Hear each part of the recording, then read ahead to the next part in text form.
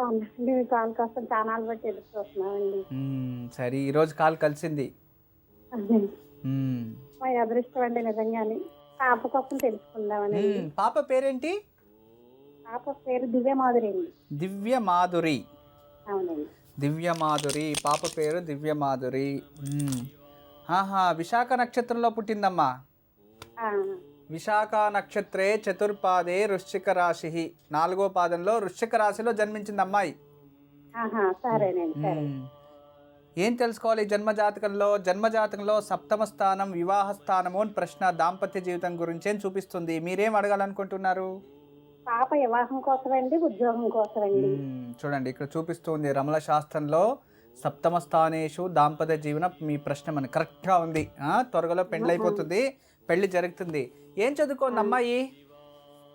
Engineering చదువుతుందండి. Engineer. ఎక్కడ ఉద్యోగం చేస్తుంది తల్లి? జాబ్ గవర్నమెంట్ బ్యాంక్ టెస్ట్ రాస్తుందండి. వస్తుందా రాదని అది కూడా కొంచెం కనుక్కుందామని. నేను ఏం చెప్పినా బాధపడతారా మీరు? చెప్పండి చెప్పండి. అంటే జన్మజాతకం అయితే చాలా బాగుంది తల్లి, బ్రహ్మాండంగా ఉంది. కానీ అమ్మాయి జన్మజాతకంలో ప్రభుత్వ ఉద్యోగం లేదమ్మా. పర్టికులర్ బ్యాంకింగ్ ఉద్యోగం లేదు. వేరే ఏదానికన్నా ట్రై చేయకూడదు, అది బ్యాంకింగ్ మానేసి.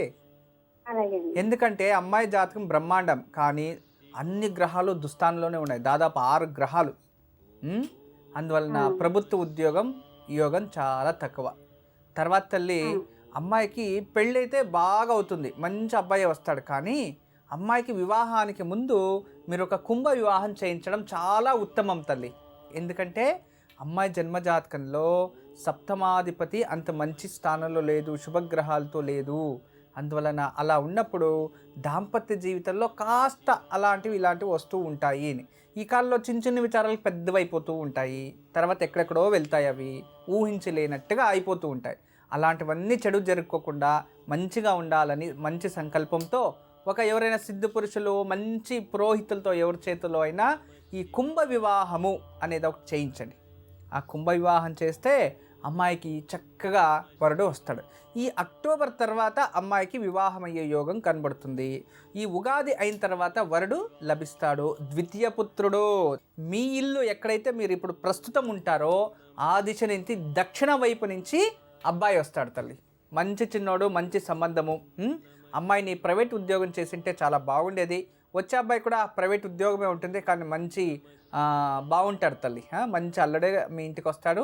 కానీ నేను చెప్పింది మీరు చెయ్యాలి. ఏంటి? కుంభ వివాహము, అదొక చక్కగా చేసుకోవాలి.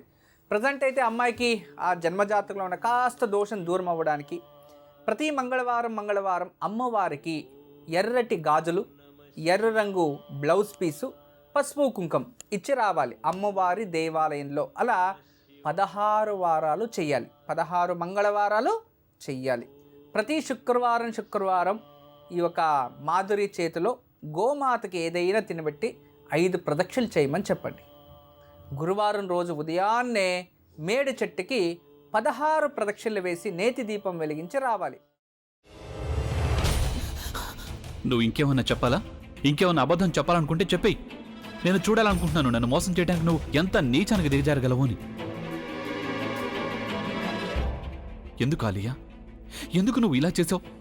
నీకు తెలుసు కదా నానమ్మ తర్వాత నీ ఒక్కదానిని కదా నేను పూర్తిగా నమ్మేది. ఏమన్నావు నువ్వు? ఈ మధ్య అన్నిటినీ మర్చిపోతున్నావా? అది చాలు.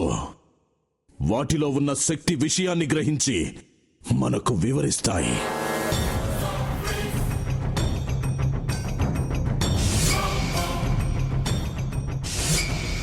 ఎవరు ఆ దండ విప్పొద్దు, గది తలుపులు తెరవద్దు.